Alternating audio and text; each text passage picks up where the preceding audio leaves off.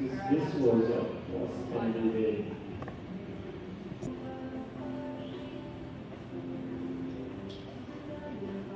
Still not getting the bottom. 1, 2, 1, 2, 1, 2, 1, 2, 1, 2. Because if you put your mouse at the bottom of that bar, you go through that bar. See? Can we try one more? 1, 2. 1, 2, 3, 4, 5, 6.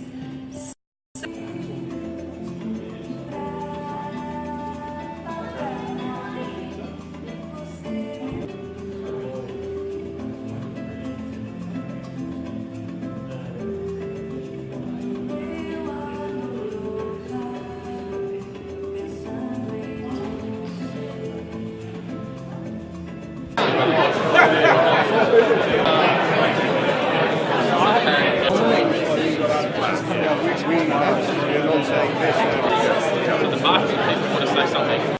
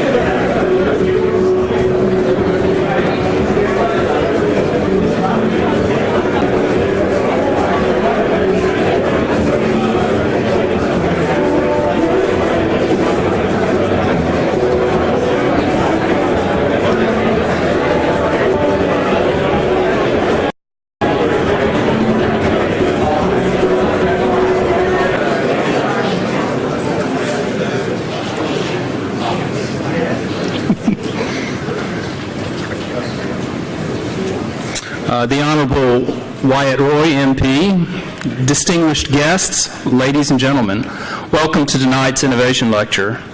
Before we begin the proceedings, I'd like to acknowledge and pay respect to the traditional owners of the land on which we meet, the Gadigal people of the Eora Nation. It is upon their ancestral lands that we meet tonight. As we share our knowledge and seek to inspire the next generations of Australian innovators, let us also pay respect to the knowledge embedded forever within the Aboriginal custodianship of country. This year is a proud celebration. The Warren Center celebrates 20 years of inspiring innovation. Every year, we find, without looking too far, astonishing Australian innovators who play a key role in global markets, research, and achievements. And we acknowledge and appreciate that events like this would not be possible without the support of our sponsors, Swab Attorneys and the University of Sydney. It's a pleasure to bring the innovation stories to the stage so that we can share their insights. Australians have a natural tenacity that leads to a remarkable level of innovation and discovery, but we can do more. We must capture value from research and discovery to drive a thriving innovation economy, and we must ensure that we have appropriate business and policy environment to support an innovation ecosystem that yields sustainable returns, builds a high quality of life, and creates the 21st century Australian knowledge economy. And on that note, we are delighted to welcome the Honourable Wyatt Roy, Assistant Minister for Innovation. Minister Roy made history in 2010 when at age 20 he was elected to as a federal member for Longman in Queensland and became the youngest ever member of Parliament, state or Commonwealth in Australia. He was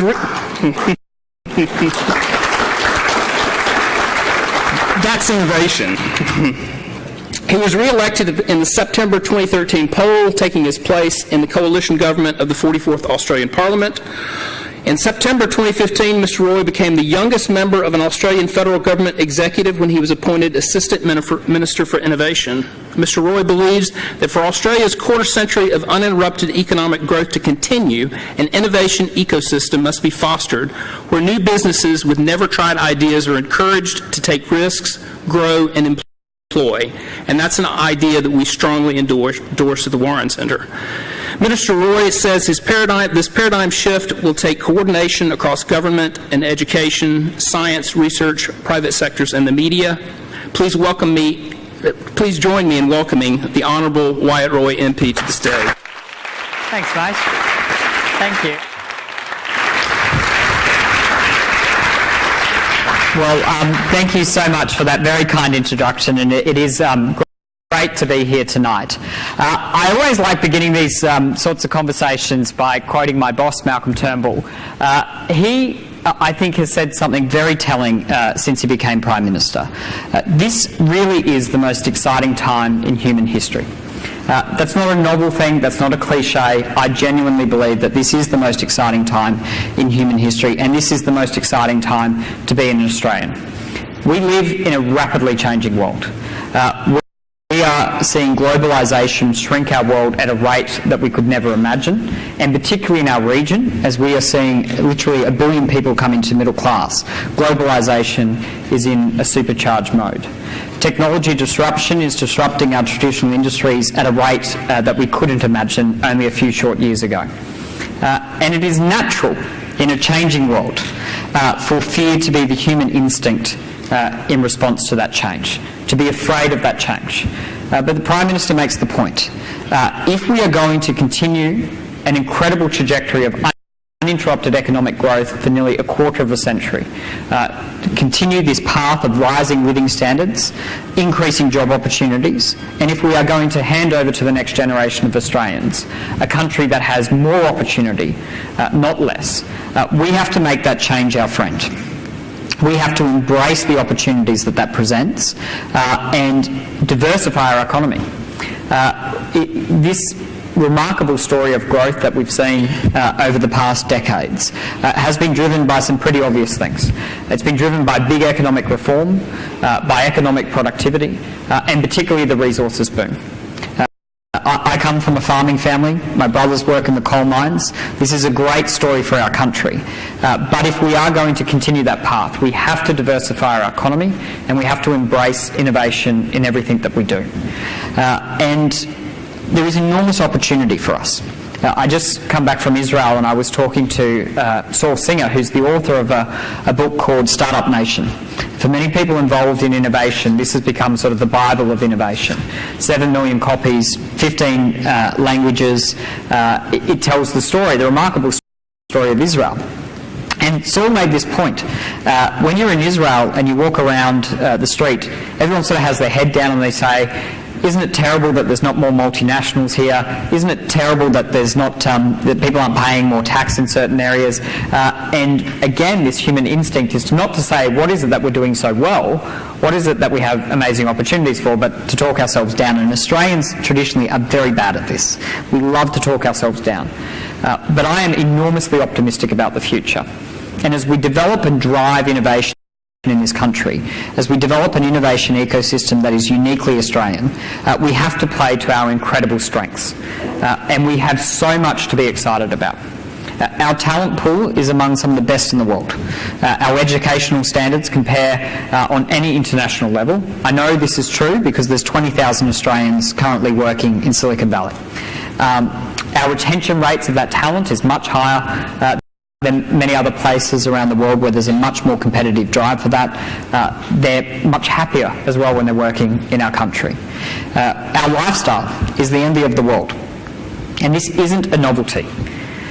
When we talk about innovation and entrepreneurship, we often say that our laid-back lifestyle is something that sort of inhibits our entrepreneurial mindset.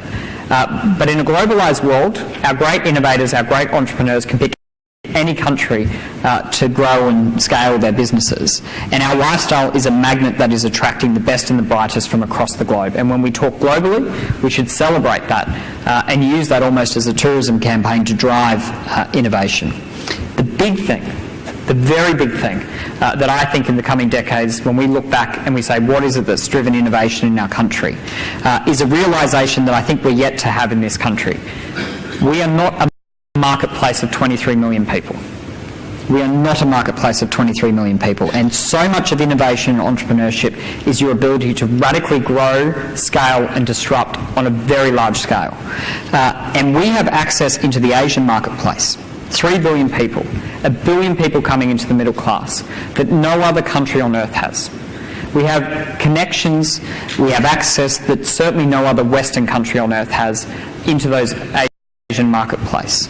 The service side of our economy is 70% of our domestic economy, but only 17% of our exports. And when you look at the innovation, when you look at the disruption that will come on that service side of the economy, we have access into particularly China on the service side that no other country enjoys that level of access or that level of connection, and I think this will be a very big part of what is a uniquely Australian innovation ecosystem. So while there's much to be excited about, there's much to play to, there is obviously a big task ahead of us when it comes to overcoming the hurdles that are inhibiting innovation in this country.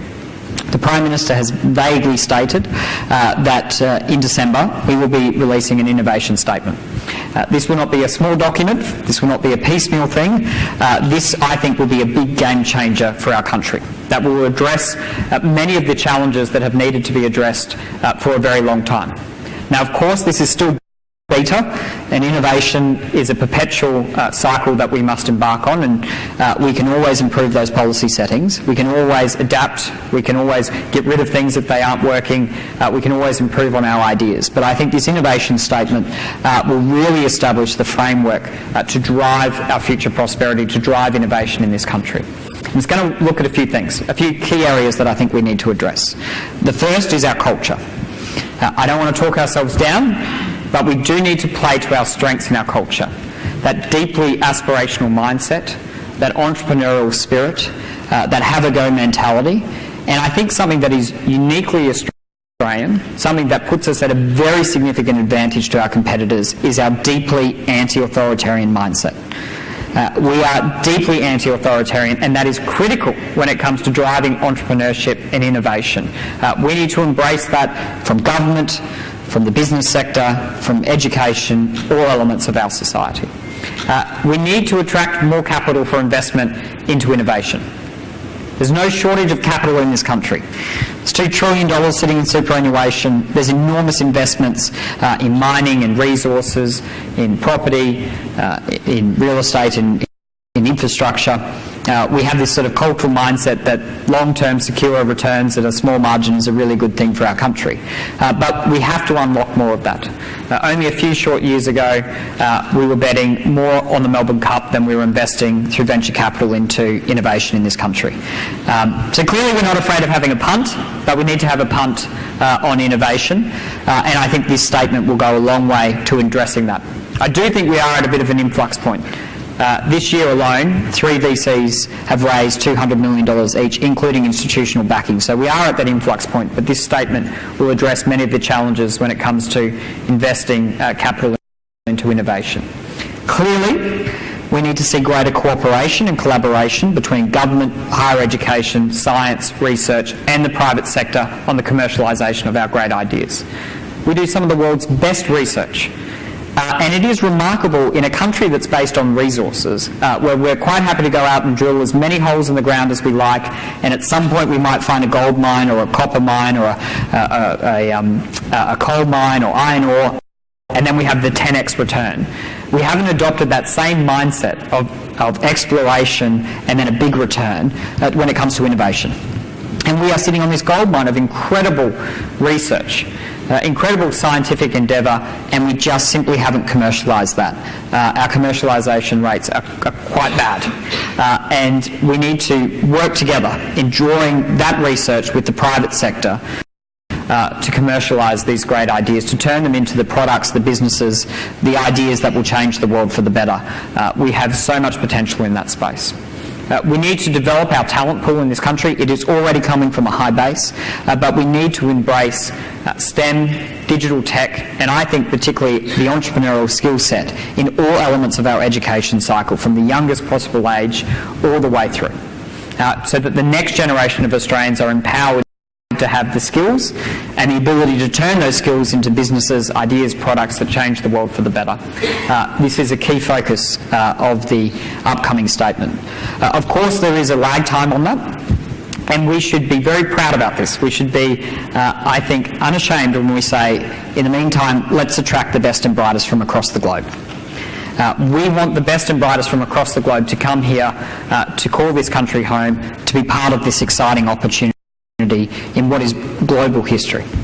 And the final area that this statement will go to address is using government as an exemplar. I don't think it is reasonable that the government should say, we want Australians to go out and to be great innovators, to be great entrepreneurs, to try new things, to experiment, to take on risk, and then say the government won't do any of those things. The government is effectively the largest business in the economy. We send a very strong signal out there, and we need to be prepared, which is a very controversial thing for a politician to say, to try new things, to experiment. Sometimes we will fail in that journey, but we need to embrace that same mindset. And as the biggest business in the economy, we also need to be prepared to say, when it comes to our procurement processes, we are completely prepared to try things in a new way. Our great innovators, our entrepreneurs, our startups are fantastic at solving problems and hopeless at finding problems because they have no market access. The government, and I would hope the private sector, would reverse pitch and say to them, these are the problems we have, we want you to solve that, and we will make it as easy as possible for you to be part of that process. So I think when we address some of these key sort of roadblocks or hurdles, there is enormous opportunity for our country, and this is an incredibly exciting time to be part of that. So I just wanted to say thank you so much for having me here. Please be part of this discussion. All Australians should be celebrating innovation, and I think if we can do this collectively, our future looks very bright. So have a great conference.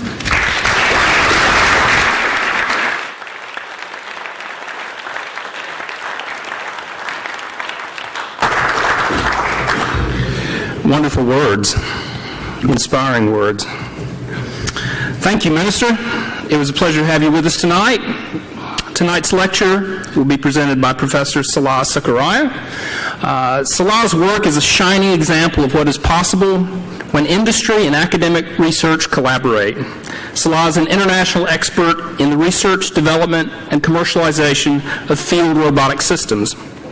He's led a number of robotics and intelligent systems R&D projects in logistics, commercial aviation, aerospace, education, environment monitoring, agriculture, and mining, and he's consulted to industry including Rio Tinto, BHP, Patrick Stevedores, Qantas, BAE Systems, Queensland Biosecurity, Meat and Livestock Australia, and the New South Wales DPI, amongst others. In 2014, Salah was awarded the New South Wales Science and Engineering Award for Excellence in Engineering and Information Communication Technologies, and in 2015, Salah was made a Fellow of the Academy of Technology, Sciences, and Engineering. Salah is a visionary in the application of automated systems and the work of the Australian Centre for Field Robotics. The ACFR has yielded billions of dollars of value and improved efficiency for organizations like Qantas and Rio Tinto. We're delighted to invite Salah to speak about robotics, automation, and intelligent operations, and how intelligent systems will transform the way that we work and learn. Please join me in welcoming Salah to the stage now.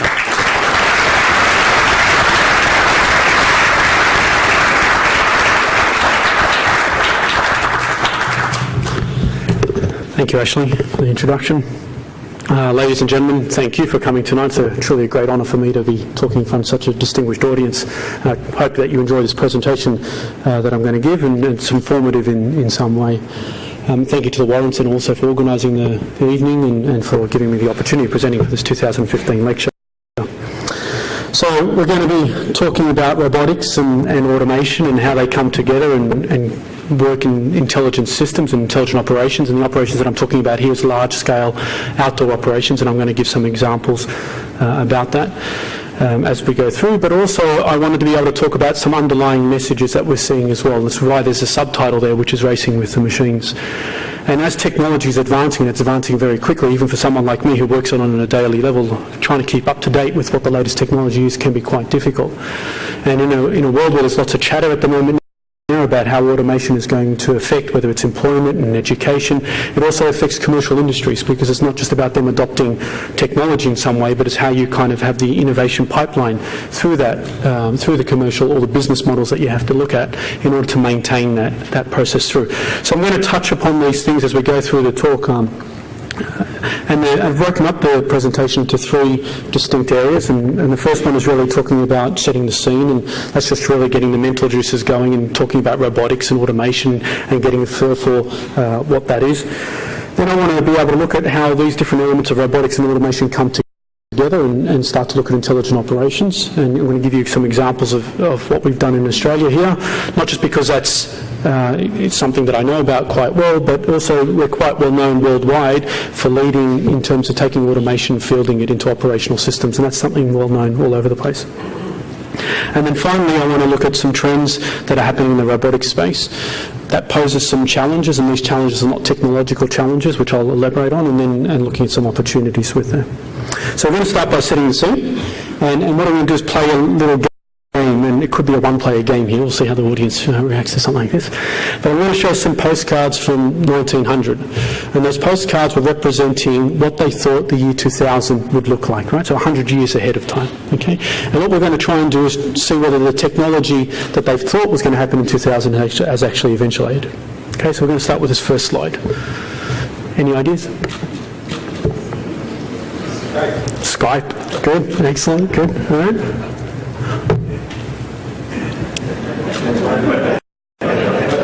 Roomba, if you've seen a robotic vacuum cleaner that's out there. You've probably heard about the post office, drones and dropping off mails, yeah? That was a hard one, right? Robotic ironing machine. Actually, over the last couple of years, there's been a lot of work now in 3D printing of clothes. Okay, and a lot of people are actually starting to look at that. And I read an article about a month ago that I think Westfield is going to start putting some body scanners in there. So you actually walk in there, you get your body scanned, and then when you go into certain fashion clothes shops, they'll automatically be able to tell you what size it is for those particular clothes. 3D construction, rapid construction, there's a lot of work out there now at the moment looking at automating the construction process, and even there's work out there that's looking at 3D rapid prototype printing, but on a large scale and building buildings as well, so it's quite relevant. Mechanical or autonomous harvesting is probably how I'd like to look at that, right? Single person being able to operate a large farm, obviously not with levers and buttons, but something else. This is the last one. Maybe a bit of Google, a bit of Uber, a bit of Martin Jetpack all coming together and shuttle transportation in some form. So I guess what I wanted to kind of go through in that space there was, this is the space of 100 years, 150 years, right? So something happened back then that they could think about what technology would look like in 100 years' time and be pretty spot on, which is a scary thought, because you might look at it and think, well, why have we only done so much?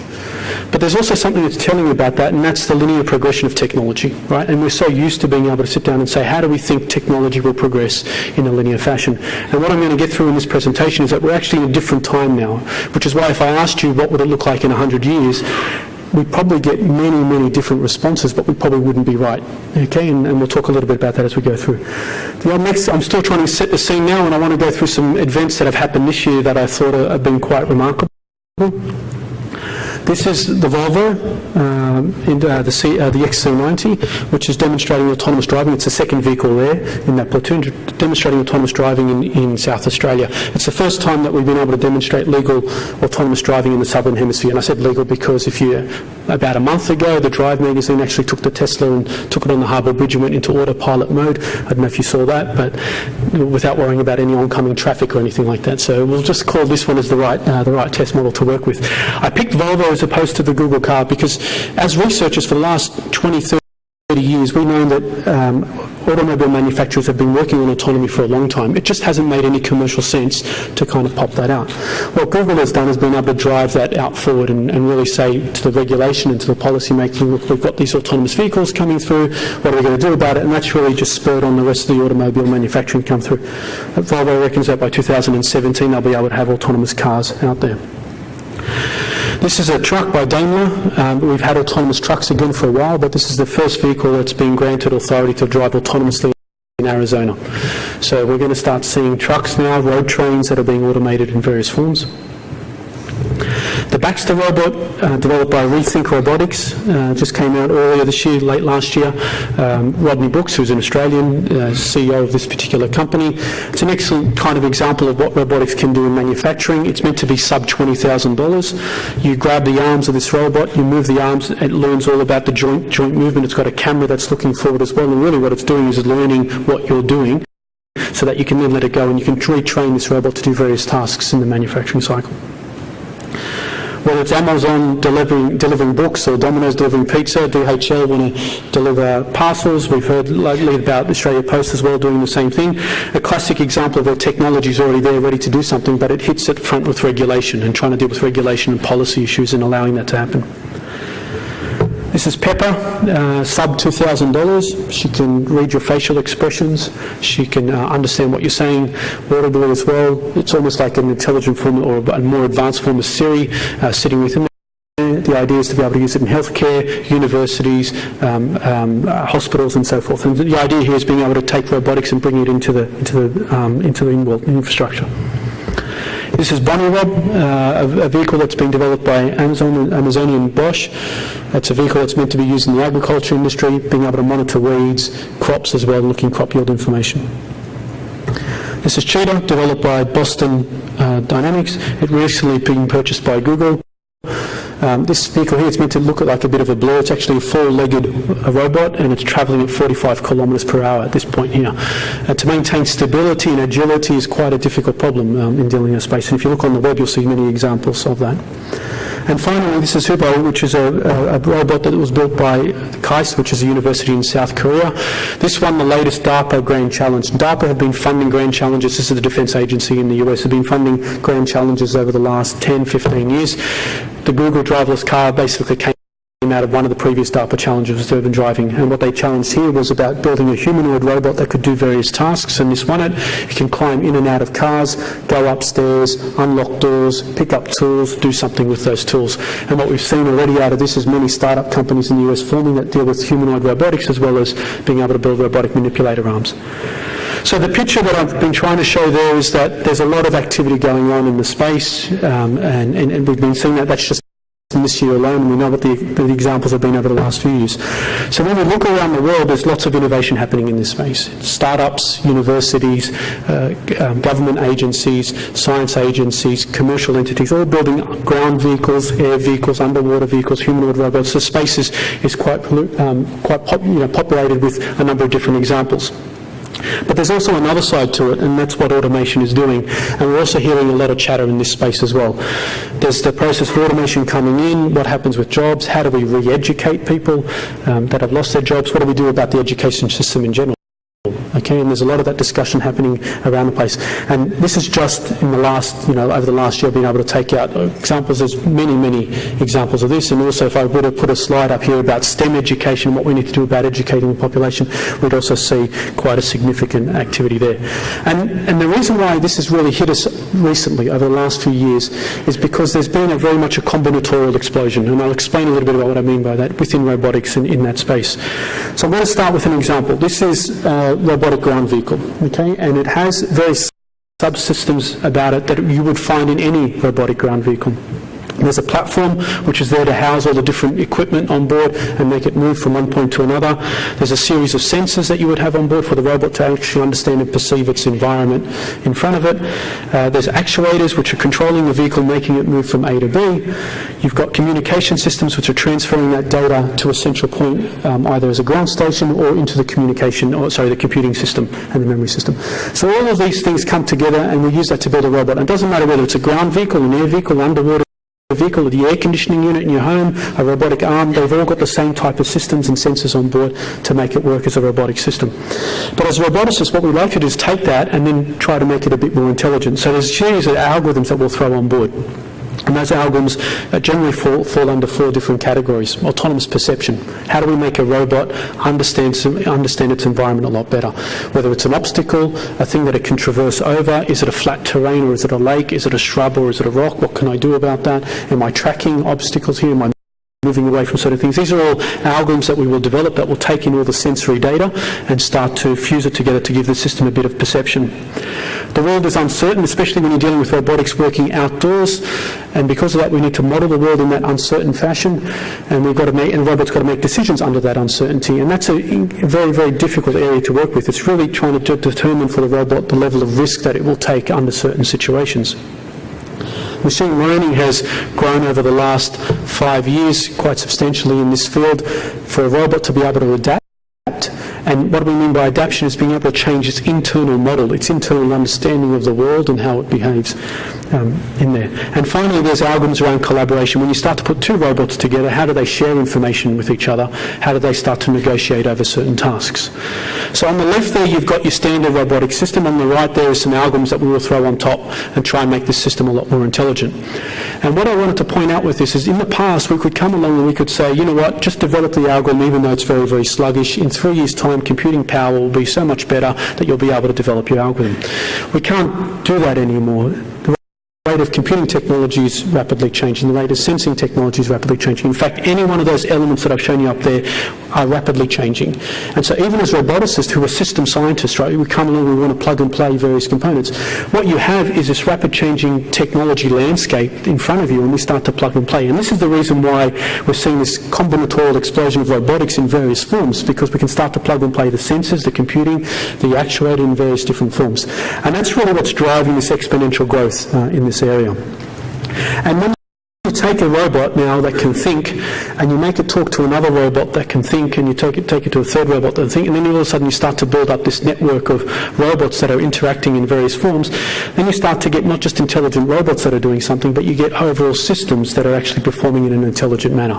And that's really what's happening in this space at the moment now, especially in Australia. And that's really what I want to talk about over the next few slides, is give you some examples of what's been going on in Australia and some examples that we've worked with in industry partners in that space. The first one that I'm going to look at is stevedoring, and if you were at the 2010 lecture you will have seen some of these. I've changed it a bit to sort of kind of emphasise some other aspects in this space.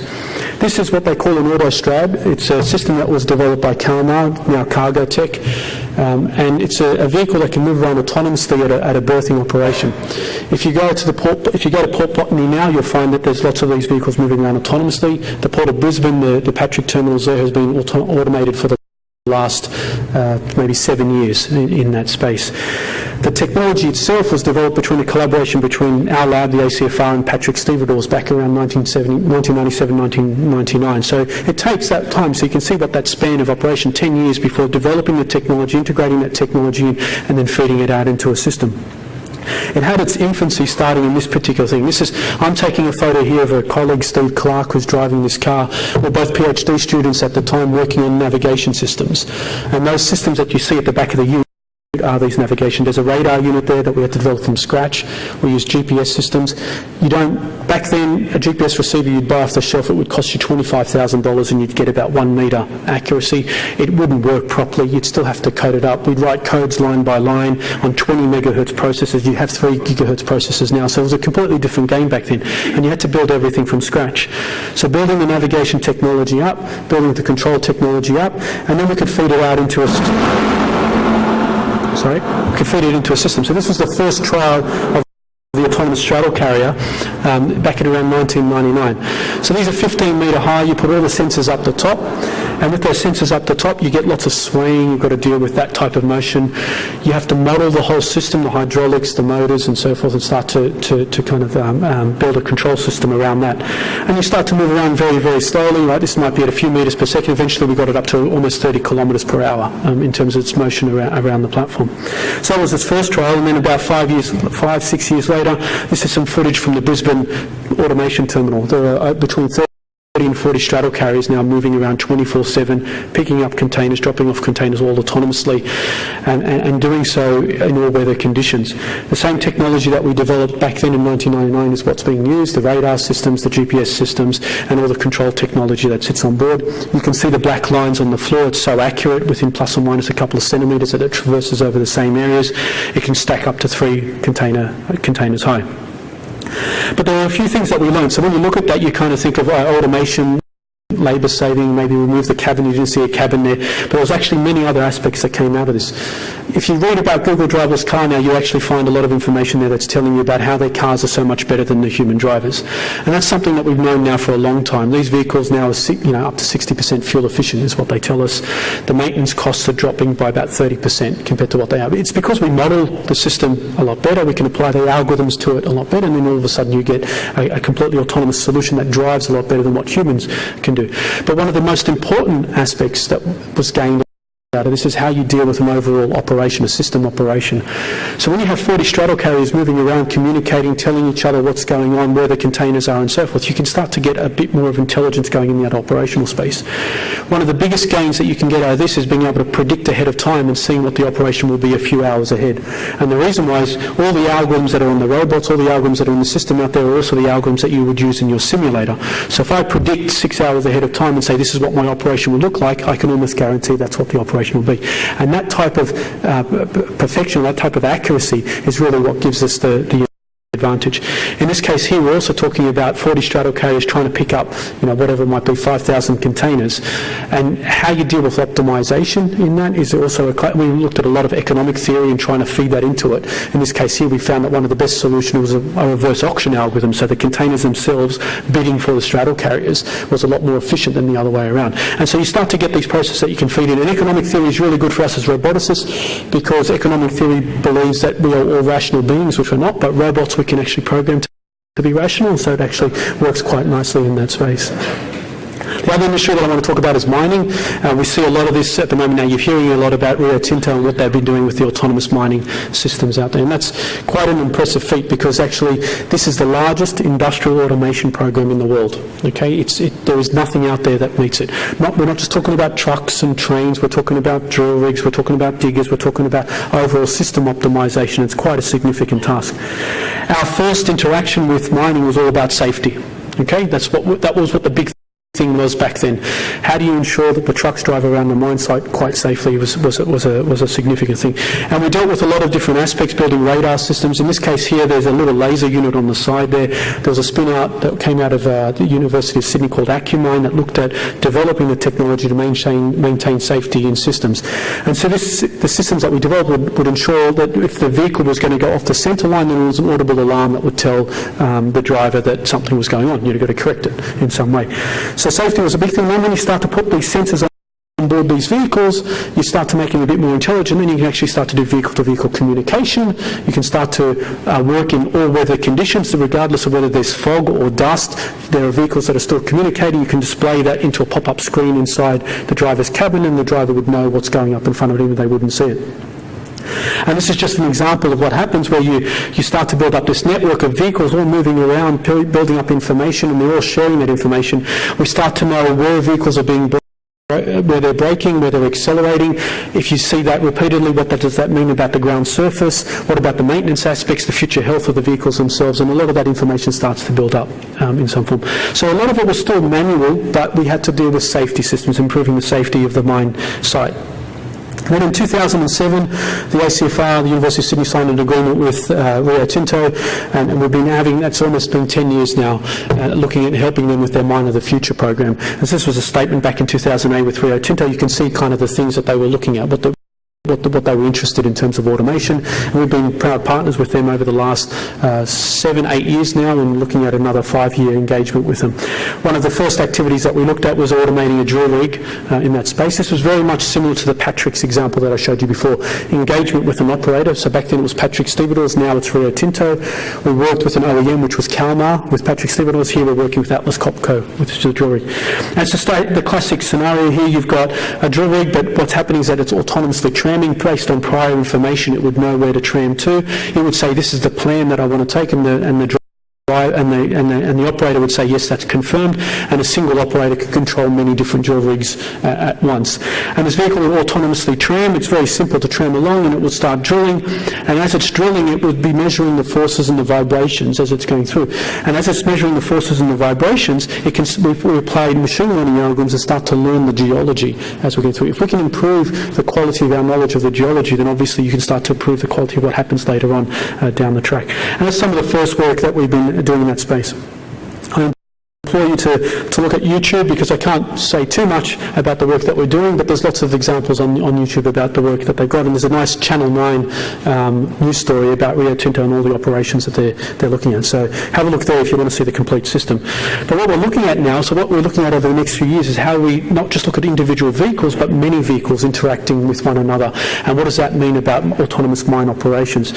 So you might be doing various operations on one side, and there's a lot of information coming in on the other side. You're dealing with large mine sites, you're dealing with many different types of vehicles interacting, and really what we're trying to do is, how do you build up knowledge of the mine site from the centimetre all the way up to the kilometre, and build it up in an accurate way? How do you then optimise all the assets and how they're moving in various forms? And finally, as you gain new information, how do you replan? So very much like what I showed you before in the Patrick's example, but now being applied into this context. I want to talk a little bit about urban transportation, because that seems to be a hot topic at the moment now with the Google car and the other autonomous vehicles. We've been doing this since I showed you the Holden Ute. This is our entry in 2006, 2007 into the DARPA Grand Challenge. Take a vehicle, start putting a whole bunch of different sensors on board, and then all of a sudden you start doing the things that I showed you before, autonomous driving. The reason why it's driving on the right is because the DARPA challenge is in the US, and so we had to train up the vehicle to kind of just drive on the right. But it's doing various things, such as sensing the environment around it. It's being able to detect individual objects. So here the different colours and the different boxes are representing the vehicle being able to identify what's a person, what's a bus, what's a car, and tracking all those systems. And doing so in real time, that's the big thing, right? How do you do that and track that in real time? And then as you're feeding that all through together, you can start to do exactly the same thing I showed you before, vehicle-to-vehicle interaction. You're going to start getting vehicles now that are knowing what's going to come up ahead, what's coming up ahead in a few blocks, because there's other vehicles that are communicating the latest map, where the pedestrians are walking, where the cars are going, and so forth. Some work that we did very similar to this was about about 3 years ago with Renault.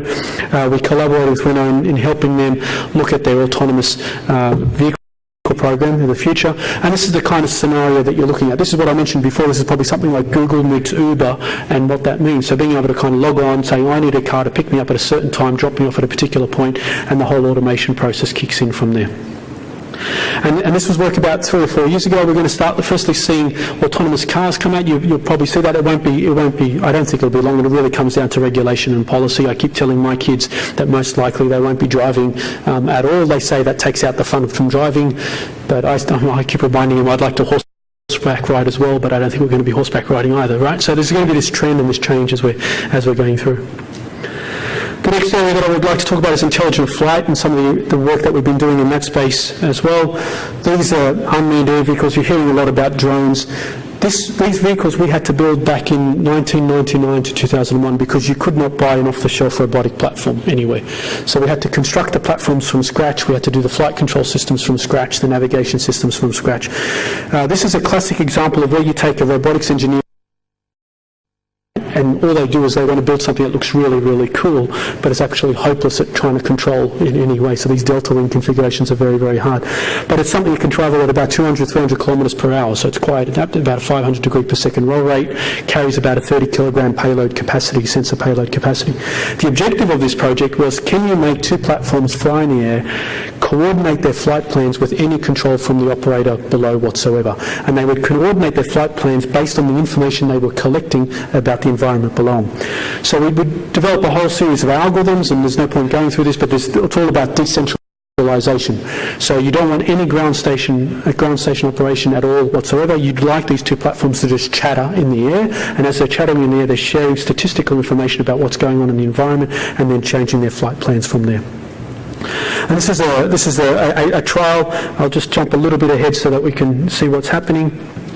We would take off these two platforms and move them around, and to load a pattern, then we'd upload a map, and the map was very uncertain. And so the platforms would then task each other to try and fly the flight plans and dynamically change the flight plans in real time. These circles, as they start to flash, is representing when the vehicles are actually talking to each other, and literally it's a bargaining algorithm that's happening in mid-flight, negotiating over what their flight trajectory should be in real time, about who should be doing what and who should be observing what.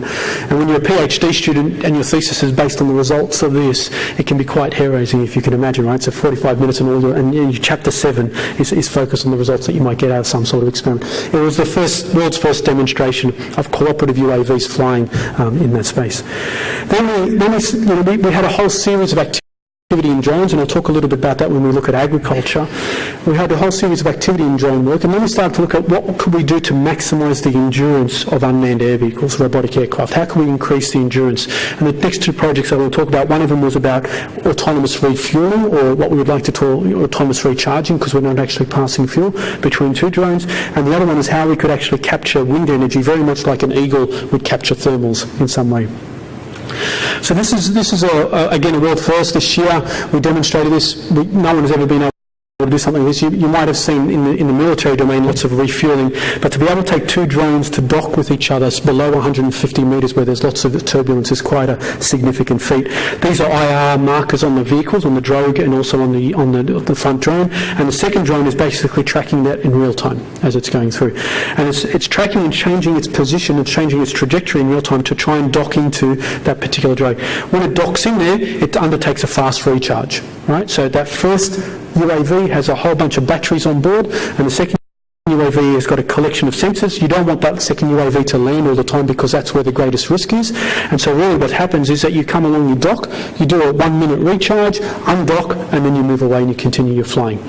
And so the idea is how do you make it, so if you want to make a UAV fly over large distances, you don't want it to keep landing and dropping, landing, taking off, landing and taking off. You'd just like to be able to go to a certain destination point, recharge, after it's recharged to continue from its flight from there.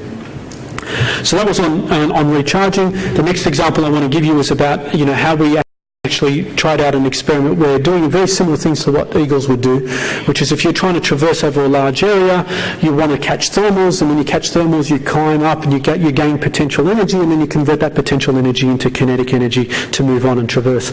So the platform on the left is what the demonstration was. You can see on the right here the actual playback, and this is the UAV, and you can see it circling, detecting where a thermal is and then circling around that thermal. As it's circling around that thermal, it's gaining altitude, so it's gaining potential energy. Once it fills, it's got enough energy, it then moves on, and really where it wants to go to is destination point number 7 here, where it's trying to observe a particular environment. This in robotics is called the exploration versus exploitation problem. How much do you exploit energy in the environment before you go out there and explore? What is the risk of exploring too much before you need to come back in that space? So if I can start doing these flight planning algorithms, and I can do that in real time, and I can start to model the wind effect and so forth, then where does it have an application in the commercial domain other than drones? About 4 years ago, we started collaboration discussion with Qantas around this space. They were really interested in whether or not the planning algorithms that we were doing in this drone space could be applied to flight planning in some form. And I like to tell people that in 2 years' time your A380 will be completely autonomous with no pilot, but that won't happen, right? So we don't need to worry about that. Really, this is about off-board flight planning. This is about flight planning before you take off and being able to maximise both your flight endurance as well as minimise fuel burn. This is a very difficult problem. In optimisation space, it's a very difficult what we call a discrete continuous problem. Qantas, which is in the southern hemisphere, and a lot of its flight routes will actually happen over ocean space, and so you can actually capture tailwinds if you really wanted to and maximise your endurance and minimise how much fuel you burn. But the problem is in the past you would have a very 2D trajectory-based optimizer. So it would go to a fixed altitude, and at that altitude it would just change its heading and go to the next waypoint, next waypoint, next waypoint. And you might get the occasional changes in altitude as you're going through. With air traffic control changing and updating this digital space, what it really wants is all commercial airlines to start now focusing on 4D trajectories, being able to move to any XYZ location at a particular point in time. If you control the aircraft to do something like that, then you can get better network flow into airports. So Qantas asked us whether we can actually apply a lot of these techniques that we've been looking at the robotics domain, and it's been a 4-year partnership, and we're getting very close now to actually handing over an optimizer engine that will actually do that. And you've got to be able to do that optimization problem while dealing with discrete problems such as maintaining your distance away from airports. You've got to stay a certain distance away, but not go too far away just in case there are failures, and staying away from spatial zones that you're not allowed to fly through. But what we have now is an optimizer that when you get the latest wind and weather information data, you can actually start to optimize what that flight trajectory would look like. And the longer you leave this optimizer, the more accurate the results then become. And you're really feeding this optimizer. And what will happen in the not too distant future is you'll start to get weather updates that will happen more regularly as these aircraft are already fitted out with quite sophisticated electronics. They'll start to, the OEMs such as Boeing and Airbus will start to open that up as time goes on, as the regulations allow it to open up. And then what you'll have is weather information, wind information coming every few hours, every couple of hours, modifying the flight plan and being upgraded to the aircraft in real time as it's going through. You won't be doing fancy manoeuvres though, right? This will be just like very stupid trajectories, but something that will be very fuel efficient. The next area I'd like to talk about is agriculture and the environment and the work that we've been doing in that space, and this has really kicked off over the last 2 or 3 years in this domain. Here is an unmanned air vehicle, a drone. It's fitted out with a number of different sensors, and this was a project that we had with Meat and Livestock Australia around being able to collect large spatial information down at centimetre accuracy. And this is an example of a map that we've been able to build after a flight trajectory. So building up a map with centimetre accuracy and then being able to pass that information to machine learning algorithms, and those machine learning algorithms will automatically detect what are the different types of vegetation in that environment. So the different colours here representing different types of vegetation. Really what's of interest here is being able to detect invasive weeds, so in this case here woody weeds, from the native vegetation, and being able to map that out quite accurately. Once you're able to map out, you can do something very similar to what we did with the Land and Water Australia project, which is this particular project. This is an autonomous helicopter. It's got a camera out the front. What it can do is we can apply the same techniques, detect the difference between an aquatic weed and a native vegetation, and once it's detected the difference between that, it will automatically start to manoeuvre itself and spray where that aquatic weed is. And you're really closing the loop on that process. You can imagine how difficult this would be from a regulation perspective. Right? You don't want to be carrying 2 litres of herbicide and just going randomly around the countryside and spraying, but it's demonstrating the technology, and then we'll talk to the regulators later about whether it works or not. The other area of agriculture, over the last 2 or 3 years, there's been a lot of interest in can we apply the same technology, the robotics, the machine learning algorithms and so forth, onto a farm and really change the way farming works. So instead of moving at paddock level control and paddock level monitoring, can we actually move down to the individual tree? So the first project that we had was in a tree crop application. And what we did is we took a couple of our own robots, started taking them out to the field and start demonstrating what we can do in that space. It's a very hard problem. This robot has to navigate, and it's almost a GPS-denied environment because you get attenuation through the trees. Here's the laser unit on the robot automatically detecting each individual tree as it's navigating along. With the robot now being able to identify each individual tree, and this is a hard perception problem, it can then extract the visual data from its data bank and say, okay, this is a tree, and that is a tree, and that is a tree, and then it passes that information into its machine learning algorithm base, and when it passes in the machine learning, what comes out is the ability to be able to detect things such as individual flowers in this particular case, and later on, just before harvesting, we can detect individual almonds and try and estimate how many almonds are being located in each tree. We can then fuse that information across a whole Google map, so a farmer can have a farm street view if they wanted to, start to navigate up and down their rows, click on any individual tree, and then be able to see what that tree looks like at any particular point in time. So this is the type of closing the loop, not just on the robotics, but the autonomous information processing software in that. And we also did this in the apple domain. This is a different example. Now we're going down an apple trellis. On the left is visual data. On the right is the robot almost in real time detecting each individual flower and knowing its XYZ location on the farm. Okay, so it's not just saying there's a flower, but it can actually map out where that flower is in XYZ space on the farm. And then we come just before harvesting season and we take the robot down, and you'll see the same thing again. On the left is the visual data, on the right is the robot detecting each individual apple. So you can see what this will start to do. I can start to detect the individual apple, the ripeness of the apple, whether it's ready to harvest, should I selectively harvest, and we can do other things as well, such as being able able to find correlations. One of the biggest gains that we demonstrated was being able to relate the flower distribution to the apple distribution. And you couldn't do that before, right? You couldn't come along and say that. A farmer would walk through, kind of have a feel for what the number of flowers that were there and estimate what the yield distribution might look like down the track just before harvesting.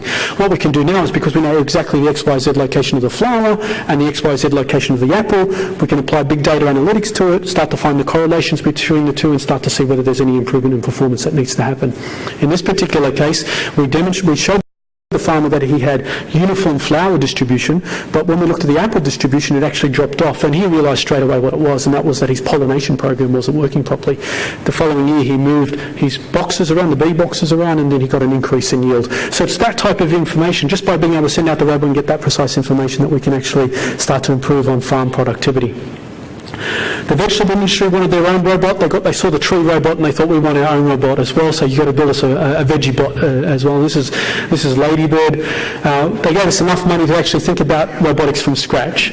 It's battery operated, solar powered, all its sensors are underneath her wings. She's got a robotic arm as well.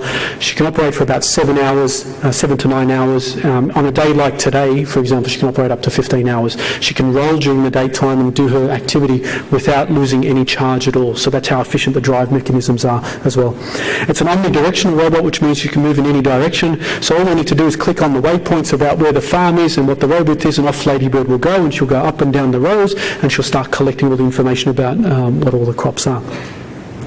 Okay, and so what we can do is we can start to navigate in that space, build up accurate 3D maps of the environment, as you can see here. We can pass that to the farm if the farm is interested in having a Google Street View as well, in terms of what they look like, what the soil quality looks like, the crops look like. But more importantly, we can feed that into our machine learning algorithms, and exactly what I showed you before, distinguish between, for example, in this case here, what is a crop and what is a weed, okay, and being able to separate out that distinction. If you can do that, then you can actually be a lot more precise about what you want to do to that crop and what you want to do to that weed, instead of blanket spraying fertilizer or blanket spraying any herbicide. So this is an example. This is underneath Ladybird. She takes a snapshot, she sees where all the green stuff is, and you'll start to see her firing away precisely at each individual crop as she's going through. So you can imagine we're changing the way we can actually come along and start to look at, you know, how much input is used in a farm environment. So they was really keen about this, and they thought this is great, and what they asked us to do then was just build a purpose-built bot that would just move around and just do that, just precision application. So we called this one RIPPA, as an Australian thing. It was RIPPA, and I'll let you look at the acronym later in terms of what that means. But we had to find a name that kind of sticks, and this robot here is about half the size of Ladybird. 12 hours of operation just on batteries alone. On a normal day, you'll get 24/7 operation through that. The same type of concept, omnidirectional, can move around, but it has a precision applicator on board. And it can move just twice as fast as what Ladybird can do. So we can start to get some precise movement, and also very precision movement, and also very precision spraying as well. I'll show you so instead of a robotic arm, now we have a multi-axis sprayer. You'll have to look at the top of this movie, right, to see what happens here. But it'll take an image of below it, and then it will start firing away at all the different weeds that are below it. And this is at the moment now, it's start, stop, shoot, move, stop, shoot, and over the next month you'll start to see continuous rolling motion and shooting as it's going through, whether it's shooting herbicide or whether it's shooting fertilizer. The big drive behind all this is that with big tractors, you lose a lot because of operational efficiency, soil compaction, maintenance costs as well that happen. If we can reduce the size of these vehicles in terms of what they're doing daily and weekly on an operation, you can start to get some more improvements out there. So what we're looking at now is how you actually start to feed multi-robots on a farm, how they cooperate with one another. The same thing that I showed you in the stevedoring industry, same thing I showed you in the mining industry, but now applying it into the agriculture space. And just so the animals won't feel left out, we built a bot that looks at herding the cows into a dairy farm here. Right? And this is just an example of being able to do it. But it's a hard problem, right? You want to be able to track where these individual cows are moving. For the dairy industry, they're quite advanced, right? So we know that there's a lot of robotic milking going on in Australia at the moment now, okay, in the milking sheds. The unknown piece of information is what's happening to the cows out there in the farm, right? And what's going out there.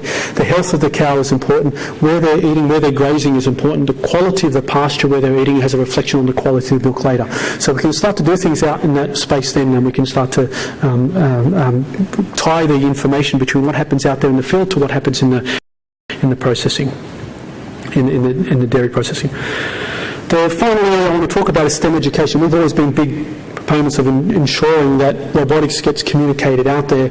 It's obviously to a value to us as well as to a nation of being able to get students involved in robotics, but also what we find is robotics itself is a great way of being able to encourage students into STEM education. So there's a term, they tell you that the three things that you want to do with kids in order to help them with STEM is space, dinosaurs and robots. And being able to apply that in that context is really good. This is Wallabot, right? So you try and get the definition of what that means. It's a robot that we got philanthropic funding to be able to build a robot that could work on cattle stations and cattle farms, but also as a means for going out into rural schools and being able to demonstrate to the schools and the students out there about robotics, right? Encouraging them about IT and ICT and robotics and what that means on a farm, and encouraging them to actually start to think about what would the future farm look like in various forms. We also do a lot of international competitions. This is the first robotics competition. Every year they have a competition where they change the guidelines and change what the activity is. And it's a 6-week activity. So you've got 6 weeks, you've got to build everything, go through a proper project plan and start doing that. And when you've got something like the ACFR encouraging students in that space and you've got that backup, there's a lot of other things that you can do. Every year the NASA robotics, there used to be a NASA robotics challenge which was looking at lunar, or being able to mine on the moon and being able to use robotics for mining on the moon. Okay, you can see where their thinking is going in that space. And the idea is if you want to start looking at space exploration, instead of taking everything with you, maybe you can do something on that planet, right? So there's encouragement there about around lunar robotics. They opened up to an international competition once, and we applied for that, which was really good. And in that 1 year that we attempted, we came 5th out of 70 different schools. And being able to, and again, what I'm trying to enforce here is that there's some smart kids out there, really doing some really talented things. If you can kind of encourage that, and if you've got something like the ACFR that's feeding in behind it, you can do a lot within that space. Over the last 4 years, we've had a series of funding from the government to look at building space robotics. So remember how I told you space, dinosaurs and robots? So we've got all three here, right?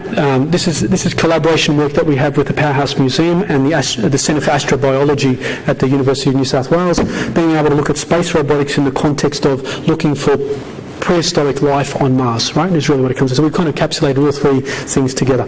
At the Powerhouse Museum, there's a 150 square metre replica Mars yard, and we built robots to actually be able to operate on that.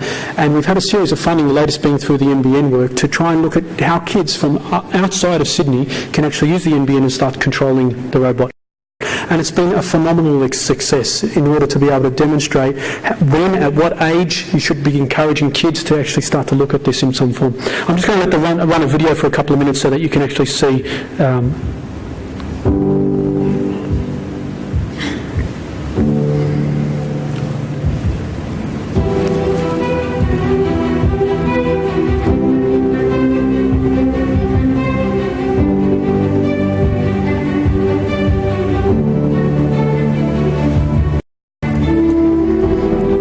Schools from the Northern Territory, South Australia, Tasmania, New South Wales all participate.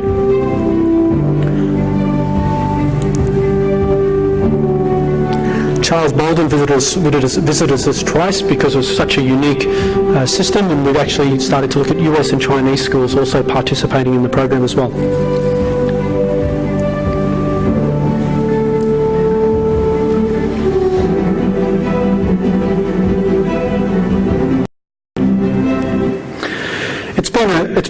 It's been a great success, and if you go to the marslab.org website, you'll see lots and lots of videos, lots of kids and what they talk about in terms of and its use and how that's changed their view about science, technology and engineering. The next steps that we really like to start to look at is how multiple schools can cooperate with one another using things such as the NBN in terms of operating the system as a whole. So, the last set of slides that I'm going to talk about is just where the trends are going, okay, and what it is. Hopefully I've shown you kind of the activity that we've been doing in Australia, what's going on around the world and all that. But what I'd really like to be able to do now is talk about some trends that are going to affect robotics over the next few years and really transform that space. This vehicle here is a startup in the US. It's 70% 3D printed. Okay, and the idea being here is that you can custom make your own vehicle, okay, in that space. And really what I'm trying to draw out here is the ability now for additive manufacturing to apply to robotics. Most of our robots now are about 20 to 30% 3D printed. It won't be long, we're already talking now about how we're going to go start using 3D printing in that space. And that's going to change the way we do things. Instead of outsourcing and a lot of times offshoring a lot of the production of the robots that we do, we're going to be able to start doing that in-house. And I can go on about what that's going to do in terms of changing the dynamics of the landscape in Australia when you can start to do 3D printing, start sharing designs over the web, get something 3D printed in another place and so forth. So that's one aspect. But I'm going to couple it with another area, and that's really around optimization of design. This was a project that was done by IROP, the construction consultancy company. The thing on the right there is an item that's used in construction. On your left, and what's on the right is something that can carry exactly the same load but with 75% less weight. What they've done there is you can't manufacture something like that in normal processes, right? But you can 3D manufacture something like that. And what they've done is they've applied genetic algorithms, optimization algorithms, put the constraints in, and just let a computer sit down and constantly optimize design, print, optimize, print, optimize, print, optimize, print, until you got something like that worked. So we're going to start seeing this radically change robotics as well, right? If I can 3D print, but if I can come along and start to optimize what I'm printing given the constraints, I'm going to completely change the way new platforms are built and developed. And think about the scenario where there are robots working in the environment, and as they're working in the environment, they might have their own internal 3D printer and print certain things they need to work in that particular environment at any particular point in time. For example, changing an end effector on a robotic arm given the situation that they've got. These are some of the things that we'll start to see in the future. I also wanted to show some work that MIT have been doing around 4D printing. So if you thought 3D printing was enough, there's now 4D printing. And this is really about how do you print, in standard 3D printing level, material that will actually change and reconfigure depending on whether it's exposed to water or exposed to light or whatever it might be. You can start to do some very, very interesting things in that space. And this to me is quite unique because now we can start to think about, again, a robotic system just 2D printing something, and then it uses it in the environment, but because it's exposed to something like sunlight, it changes its configuration. And so what you need to do is a priori design what that system looks like. So there's lots of different applications for this, and this application will have a significant role in robotics. So those are the three things that are related: manufacturing of robots, given optimization, and this new technology that's coming through around 4D printing. That will change the way we do robotics, manufacture robotics. It will also change the way robots work in the field, outdoors. The next area the second area that I want to touch upon is around a concept known as deep learning. And this is about how do we write algorithms that mimic what the brain does. Okay, and this is an area, neural networks have been around for a long time, but we've stayed away from them for a while. Now as computational power is getting better, and also as we're starting to be able to collect lots of data, neural networks are starting to come in and have a bit more of a flavour in that space. I'm just going to run this movie so you can see what it is. For those of you who are around my age and maybe older, you would have played Atari at some point in time, and there was a game called Breakout. And Breakout was this game where you had to knock this ball and see it out. This is a company called DeepMind, which was later bought by Google as well. And in this particular game, what they've done is they've applied a neural network to this particular game. They haven't taught the neural network anything about the rules. They've just put a camera in front of the screen and told it, look at the score up the top, maximise the score. And all it's doing is just moving this paddle around. As you can see, it's playing like a 2-year-old, or probably playing like how I would play at the moment now, right? Just moving around, trying to get this ball going, but it won't work. So after 10 minutes of training, remember, no rules have been given to it, just told it, learn, maximise the result at the top. And what it's trying to do is relate the input-output pair. After 2 hours of learning, it plays like an expert, right? So you'll see it here now, just firing away and then being able to do it. Again, no rules being taught in any form. And so this is part of what this neural algorithm are doing. But that's not the end of it all. So they kept training it and training it and training it. And what you'll see now, eventually after 4 hours, the system has learned that if it digs a tunnel through the blocks, it will be able to increase its score quite rapidly. Okay, you'll see on the left here that it's dug a tunnel, it's starting to dig a tunnel through there on the left, and as it starts to fire that, the ball will kind of come through the back and start to eat away. Remember, no rules given to it about the game or anything like that. Okay, and this space is really going to change robotics as well. If I can start to program a robot to learn about its environment, given all the data that it's collected, it's going to be quite significant. It hasn't stopped there. This work here is between Cornell University and IBM, and this is really called neuromorphic engineering. It's about how you can build neural networks, not in software, but in hardware. And if you can build a generic piece of hardware and start to do this, you can really transform things because you'll start to get rapid learning in that space. It's just new, and it will rapidly change also the way we're doing. So this is a new form of computer architecture which will change the way we do robotics as well. The second last example I want to show is about nanobots. This is about reducing the size of robots to a very, very small level. This is some work that was done out of ETH. I can show you some work about 3 or 4 years ago where they actually played nano soccer. So you had to play the game under a microscope. And what it is little robots that can actually kick a ball around controlled by external magnetic fields. In this particular case, it's used in applications such as agriculture, in applications such as medicine, being able to navigate. And the guys at ETH just finished an experiment using a pig's eye. They were able to kind of move this nanobot through the pig's eye and start to play with the cells around there. So we're going to start seeing this transformation.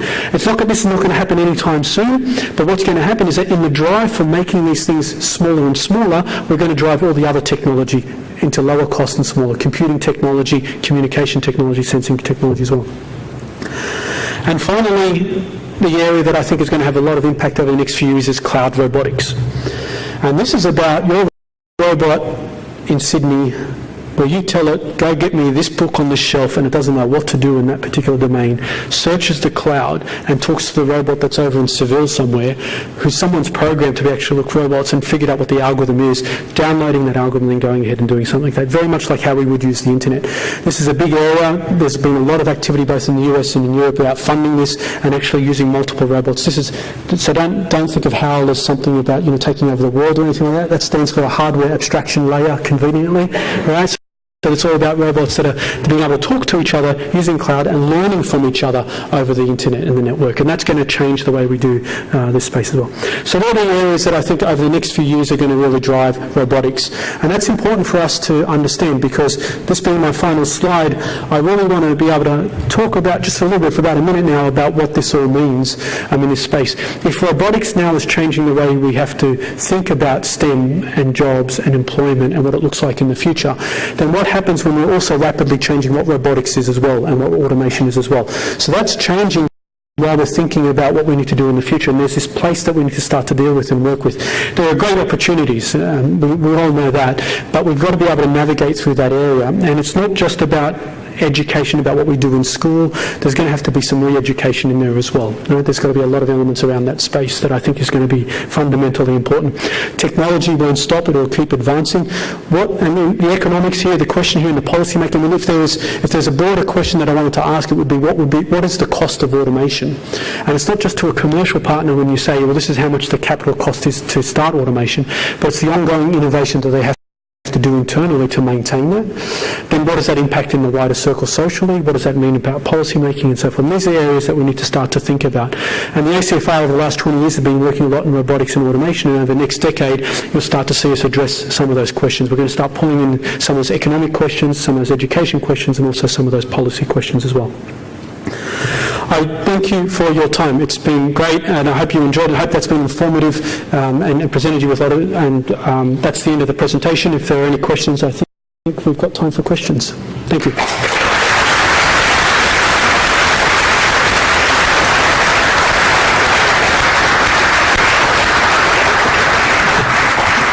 That was brilliant. We do have about 10 minutes for questions, and I think we've got some microphones in the back of the room.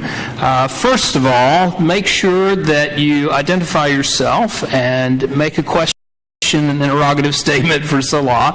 But any questions? Okay, in the back of the room back there. I think that's Andrew Harris. Thanks, Ashley. Can you hear me all right? Salah, thank you. Andrew Harris, the University of Sydney. Hey, Andrew. Salah, I'm keen to know what, with all of the things that you talked about, what stops the robots from taking over? And you kind of touched on it a bit. I'm keen to hear your thoughts on that. There's a line in our code that we've kept there, right? So it's a little button that we press and everything self-destructs in some way. Look, it's a good question, and I don't have the answer for it. I'm not even trying to attempt to say that I do have the answer for it in some way. And, you know, in the sense that I don't believe that we're going to go through some Skynet scenario or anything like that. But how do you squash that type of idea? And that concept is very hard to go through. How do you actually present that in a valid argument is quite difficult. The robot says they're going to be a lot more adaptable, they're going to be a lot more reconfigurable, they're going to be a lot more intelligent. It's just going to keep driving that way. How we interact with it comes back to that previous slide about what are the policies and what we do with it. Can we regulate it? These are still open questions for me. I know that if I go around and I speak to colleagues around the world, you'll get both views of what's happening. It's going to be really good, it's going to be really bad, but there hasn't been anything substantial enough to sit down and say this is how we're going to deal with it and how we're going to deal with it. Another question? Bronwyn. Bronwyn Evans, Standards Australia. I was struck that there's been a lot of work done on wireless sensor networks or the Internet of Things, but it seems that your robotic networks and that communication between vehicles moving is taking that one step further. Is there a way for sort of that wireless sensor networks and your robotics research that means those things will come together? Yes, if I understand your question properly, about 7 years ago we started talking about what an intelligent router would look like. If you live in a space where you're communicating large amounts of information, what is the most valid type of information I should send you in order for you to do your task optimally? And there's been a lot of activity around statistical estimation techniques and decision theory techniques to kind of make that work. And really what that means is taking those wireless sensor networks and being able to add algorithms in that space to be able to make that communication a lot more intelligent.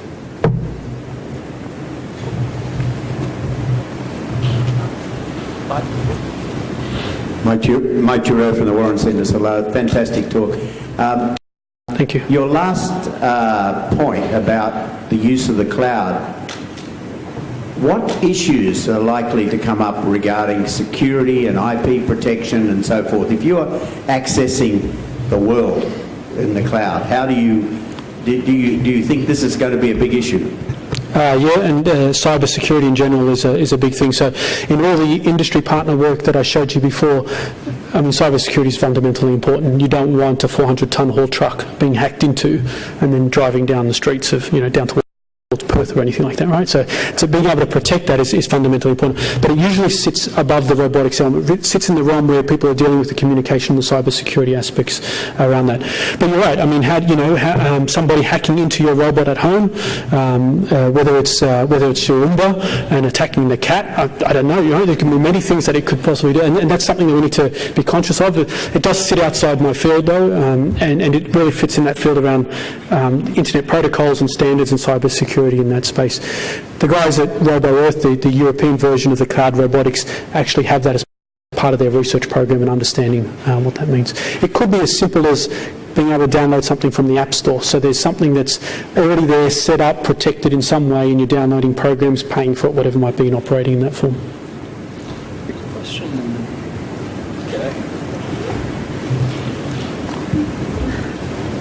Jerry Moriarty from Macquarie Capital. So again, thank you for an outstanding lecture.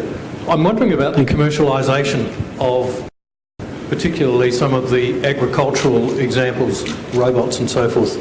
Clearly that occurred in the stevedoring example where that technology and the robots are fully commercialised. The commercialisation steps and mechanisms in the agricultural area. And then I wonder, again, an extension of the previous comment, the impact on commercialisation of cloud-based services seems to me to get to another level of complexity. Yeah, it is, and I can talk to you later about IP management and the issues around that space in there. My honest opinion is what we've found along the way is that the technology doesn't stop, and hence there's always new things that are happening, new things that are being generated in that way. So any of the work that I showed you before has not been using, like for example, the agriculture didn't use any of the stevedoring work. Technology advanced, how we use that technology changes, the algorithms change, and so forth.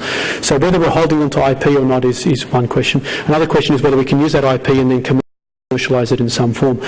The activity that I've shown you with the big companies has really been about technology transfer. So the IP then becomes a joint thing between the industry partner and the university. It allows the university to be able to exploit it in other areas other than the field that partner is in. But a lot of the work that we've done is not just about throwing the IP over the fence. It's really about how do you do proper tech transfer through people and that knowledge space into that domain. So that's one aspect. In other industry areas and work that we've done, there is no industry partner to take on the technology. The ACFR spun out 5 companies in that particular space and being able to use the IP and spin out a company in that form. On the cloud computing, that's a lot harder. Again, I think what we're finding is that the technology, as you know, there are 50, 100 million apps or whatever it might be, and that's what we're also seeing here. Code gets written by individuals at a very, very fine scale and get done better and better and better, and then that becomes wrapped up as a package. And what we're seeing in a lot of our work, and especially in the open source work, and hence what I think will happen in cloud computing, is how you package those individual modules up. So the intelligence around packaging it, letting this software talk to that software, that software, and do something that's operational. Fiona has said that we have time for 2 more questions. We'll take this question and then the gentleman in the back. Thank you, Salah. Mike Hussain from Nanosonics. It's my understanding that a lot of the sensors used in your robotic systems are quite expensive. I believe the SICK laser sensor could be upwards of $100,000 per unit. So my question is, how will robotics and automation at this stage benefit the developing world and third world countries? It's a good question, and the sensing technology is expensive, especially for the new stuff, but it's dropped dramatically, right? So SICK lasers, we're buying them for $2,000 to $5,000 now in that way. And we have been looking, for example, Wallabot, the one that I showed you, which is meant to be used in the cattle industry, has to be low cost, and if we want to be able to use it in schools, it has to be low cost. The best example that I can give you is using an iPhone, a Samsung Galaxy, whatever your smartphone is. It's got GPS, it's got inertial, it's got vision, it's got computing power in there. In fact, we underutilise that. We all just send emails and text and whatever it might be. There's so much more you can do with that. But that's a classic example of how somebody can have their phone and just put it into the back of a robot, turn on an app, and that app starts to control the bot, and off it goes from there. And that's the kind of technology that you would use in that type of situation. Next question. Fred Chilton from Emil Ford. I'd like you to take you back to one of your early slides about the loss of jobs. These are fantastic. We've got a lot of bright people. They'll do very well. What about those young people, old people who are not so bright, not capable of developing the algorithms, and particularly when it comes to developing countries? Because they're being educated now to get to the stage where they can run a call centre or whatever in the Philippines, or do outsourced typing. Once all that becomes robotic, what will they do? Where do you see the jobs coming for those sort of people? Okay, well, that wasn't the last question. Okay.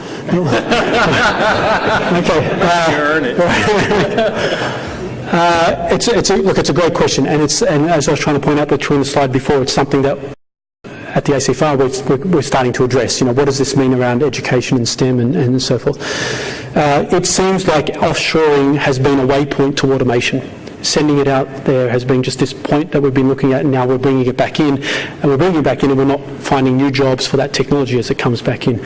I read an article in the Fin Review a few weeks ago about how there are new manufacturing centres opening up in India, but they're opening up straight away into automation. They're not even employing any of the Indian workers. And so you're right, there's an issue now, and that's going to happen globally in that space.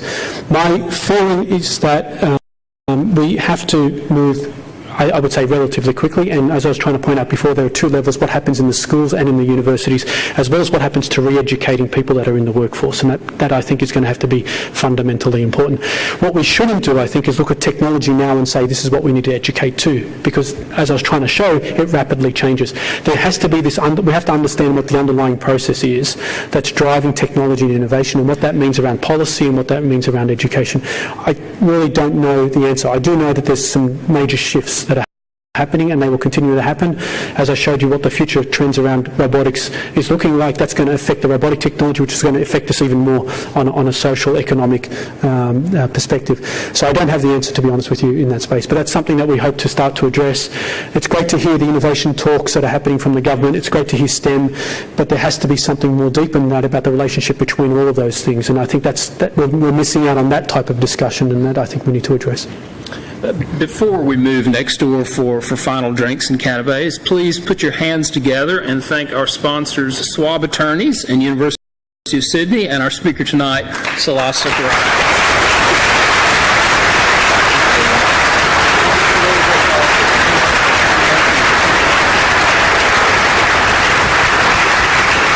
Thank you very much.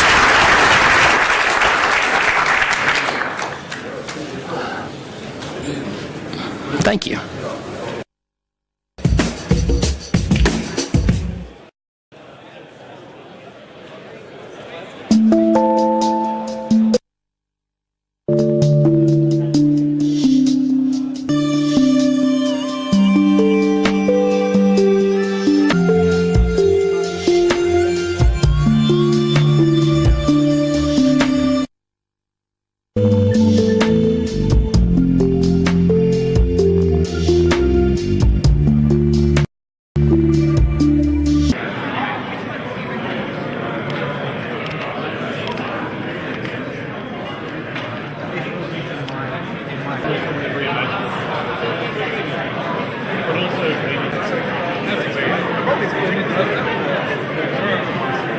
Cheers, cheers. Great presentation tonight.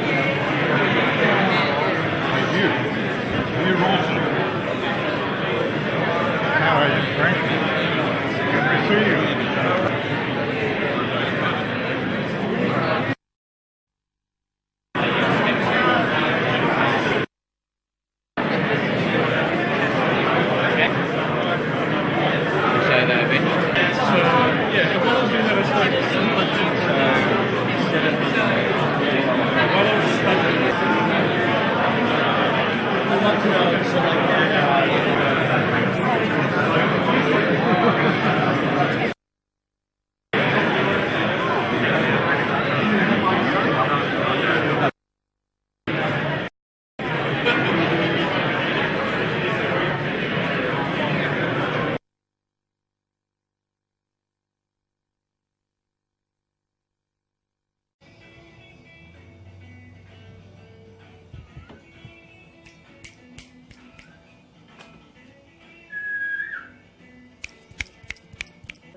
It would be.